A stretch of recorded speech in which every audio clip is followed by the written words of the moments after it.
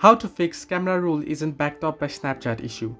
Hello everybody, welcome back to the channel. Today I'll guide you on how you can fix camera roll isn't backed up by Snapchat issue on your device.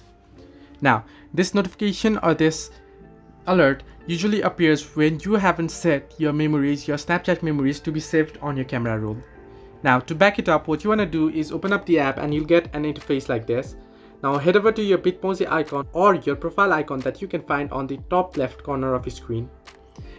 And here on the top right corner of your screen, you'll be able to find the settings icon. Tap on it and your settings will open up. Now scroll down below and you'll find the option memories. Now open it up.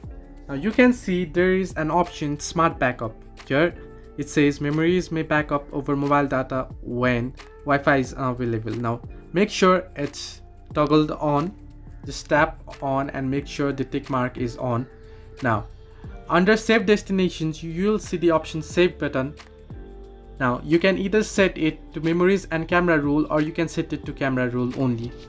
Make sure it's not on memories, make sure it's ticked on either camera roll. Now if you set it to memories only, your Snapchat won't be backed up on your camera roll, it will only be backed up on your memories.